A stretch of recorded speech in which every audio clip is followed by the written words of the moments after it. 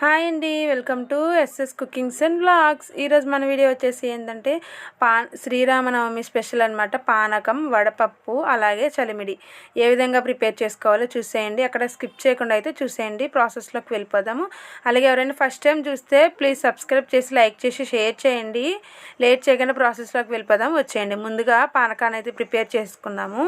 ఏ విధంగా ప్రిపేర్ చేసుకోవాలనేది చూపిస్తాను, చూసేయండి. కంపల్సరీ మనం శ్రీరామనవమికి పానకాన్ని అయితే ప్రిపేర్ చేసుకుంటాం కదా. ముందుగా పానకం ప్రిపేర్ చేసుకుందాము. ఒక బౌల్ తీసుకోండి. ఈ బౌల్లోకి 1 కప్ వరకు బెల్లాన్ని అయితే యాడ్ చేసుకోవాలి. తురిమిన బెల్లాన్ని అయితే యాడ్ చేసుకోవాలి. యాడ్ చేసుకున్న తర్వాత 1 స్పూన్ వరకు సొంటి పౌడర్ని అయితే యాడ్ చేసుకోవాలండి. ఈ విధంగా సొంటి పౌడర్ని యాడ్ చేసుకుని 1 గ్లాస్ వరకు వాటర్ని అయితే వేసుకుని బెల్లం కరిగేంత వరకు ఒక 10 నుంచి 15 నిమిషాలు అయితే బెల్లం కరిగేంత వరకు పక్కన పెట్టేసుకోవాలి. మనం తురుముకొని వేసుకుని బెల్లం మొత్తం 10 నిమిషాలు అయితే కరిగిపోతుందన్నమాట. చూస్తున్నారు కదా, బెల్లం మొత్తం అయితే ఈ విధంగా కరిగిపోయిన తర్వాత ఇప్పుడు మనం వేరొక బౌల్ని తీసుకుని దీనిలోకి ఈ విధంగా వడగట్టుకోవాలి. ఈ విధంగా మొత్తం వడగట్టుకున్న తర్వాత ఒక నిమ్మబద్దం తీసుకొని నిమ్మరసాన్ని కూడా యాడ్ చేసుకోవాలి. కొంచెం నిమ్మరసాన్ని కూడా యాడ్ చేసుకుంటే ఈ పానకం టేస్ట్ అయితే బాగుంటుంది. ఈ విధంగా నిమ్మరసాన్ని యాడ్ చేసుకున్న తర్వాత మిరియాలు, యాలక్కాయలు 2 కలిపి పొడి చేసుకుని అయితే వేసుకోవాలి. ఇంతేనండి, రెడీ అయిపోయింది పానకం అయితే. ఈ శ్రీరామనవమికి మీరు కూడా ఇదే విధంగా పానకాన్ని ప్రిపేర్ చేసుకొని చాలా సింపుల్గా అయితే రెడీ అయిపోయింది. చివరిగా 2 తులసి దళాలను వేసుకుంటే పానకం అయితే పర్ఫెక్ట్గా ప్రిపేర్ అయిపోయిందనమాట.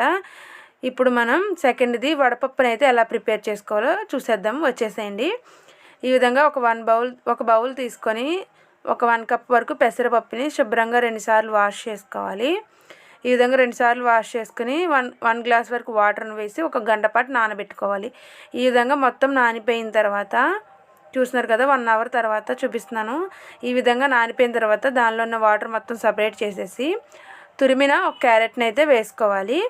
అలాగే సన్నగా ముక్కలుగా కట్ చేసిన కొబ్బరి ముక్కలను కూడా యాడ్ చేసుకోవాలి. అదేవిధంగా పచ్చి మామిడికాయని ఈ విధంగా తురుముకొని వేసుకోవాలి. ఇంతేనండి, వడపప్పు కూడా చాలా ఈజీగా అయితే ప్రిపేర్ అయిపోయింది. చూస్తున్నారు కదా, ఈ విధంగా అయితే వడపప్పు అయితే ప్రిపేర్ అయిపోయింది అన్నమాట. ఇంతేనండి, వడపప్పు అయితే ప్రిపేర్ అయిపోయింది. ఈ పండగ రోజు, శ్రీరామనవమి పండగ రోజు పానకం అలాగే వడపప్పునైతే ఈ విధంగా సింపుల్గా అయితే రెడీ చేసేసుకోండి.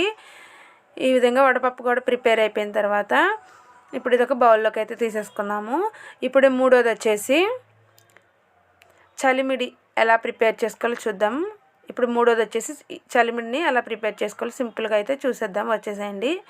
ఇప్పుడు 1 కప్ వరకు బియ్య పిండిని అయితే తీసుకున్నాం, ప్లేట్లోకి వేసుకోవాలి. 1 కప్పు బియ్య పిండి తీసుకున్నాం కాబట్టి 1/2 కప్ వరకు బెల్లం తురుమును అయితే వేసుకోవాలి. అలాగే 1 స్పూన్ వరకు నెయ్యిని వేసుకుని ఈ విధంగా మొత్తం ఈ బెల్లం పిండి మొత్తం కలిసేటట్టు ఒకసారి ఈ విధంగా మొత్తం అయితే మిక్స్ చేసుకోవాలి. ఈ విధంగా మిక్స్ చేసుకొని దీనిలోకి కొంచెం కొంచెం వాటర్ని వేసుకుంటూ చలిమిడి ముద్దులాగా మనం అయితే ప్రిపేర్ చేసుకోవాలన్నమాట. మరి ఎక్కువ వేసుకోవద్దండి వాటర్, కొంచెం కొంచెంగా అయితే వాటర్ వేసుకొని మనం చలిమిడి ముద్ద కింద ప్రిపేర్ చేసుకుంటే చలిమిడి అనేది ప్రిపేర్ అయిపోతుంది అనమాట. సింపుల్గా ఈ శ్రీరామనవమి పండగ రోజు ఈ విధంగా వడపప్పు, పానకం, అదేవిధంగా చలిమిడిని కూడా చాలా ఈజీగా అయితే ప్రిపేర్ చేసేసుకోవచ్చు అనమాట. ఈ విధంగా దాన్ని కూడా ఒక బౌల్లోకి తీసేసుకుందాము. పైన ఒక చిన్న కొబ్బరి ముక్కనైతే పెట్టుకుందాము. ఇంతేనండి, చలిమిడి కూడా ప్రిపేర్ అయిపోయింది. చాలా ఈజీగా 3 రకాల నైవేద్యాలను అయితే మీకు నేను చూపించాను కదా.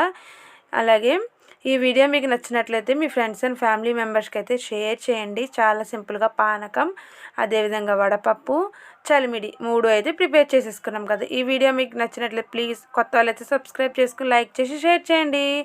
Bye friends, thank you for watching. అందరికీ శ్రీరామనవమి శుభాకాంక్షలు.